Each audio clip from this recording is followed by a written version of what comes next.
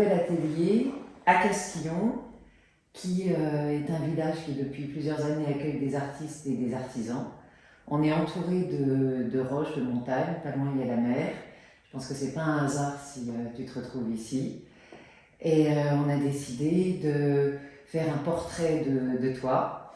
Donc on va revenir sur ton parcours, tu vas nous parler de ton travail à partir d'un abécédaire, version Deleuze. Donc si on commence par la lettre A, qu'est-ce que tu peux nous dire?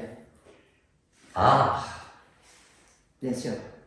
art, donc la trajectoire, bien sûr, beaux-arts. Premières années réjouissantes, avec de très bons professeurs. Quels ont été tes professeurs? Donc j'ai eu comme professeur Tony Krail, qui aujourd'hui est un des plus grands artistes du monde, et avec lequel les 2 premières années, nous avons vécu des histoires assez intéressantes, notamment des performances. Et quel style de performance? Si je peux en raconter une que j'ai beaucoup aimée, c'est à Metz, donc l'école de Metz, où il nous faisait déambuler tous les élèves avec une orange au bout du bras. Donc effectivement, nous avions 18 ans, on se demandait ce qui se passait, quelle était cette performance. Et bien des années plus tard, je me suis rendu compte que finalement, ce que j'avais retenu de cette performance avec Tony Krail, c'était la trajectoire finalement de la couleur dans l'espace.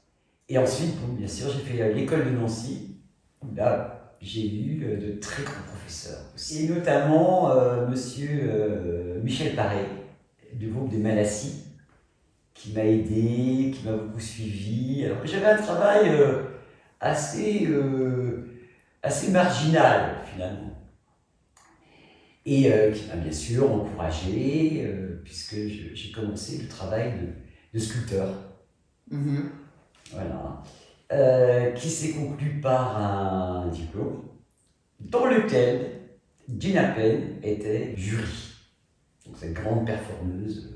Travaillé essentiellement sur la blessure et qui m'a fait, qui m'a félicité pour mon travail. Donc effectivement, j'ai eu la mention. Travailler sur la blessure, je travaillais aussi sur la blessure. Et ensuite, j'ai eu un ami qui fait l'école de muséologie de restauration à Florence. Et donc je l'ai suivi, j'ai suivi les cours de cette école. Et des cours aussi dans l'école des beaux-arts de Florence, à la Pinacothèque. Je me suis retrouvé avec des artisans dans une pinacothèque, des œuvres des plus grands maîtres de l'école italienne, en plâtre, et on m'a donné dans les mains l'esclave mourant, un petit esclave mourant d'1,50 m qui arrivait du Louvre, perforé, entièrement perforé. Ils m'ont dit, écoute, voilà, tu t'assois là et tu regardes comment on fait, comment on travaille. En 3 mois, effectivement, j'ai juste regardé en quelque sorte, sans un mot, et puis j'ai attaqué effectivement le travail de restauration de ce petit plâtre. Voilà. En gros, c'est les 7 années finalement de formation, d'initiation. D'initiation.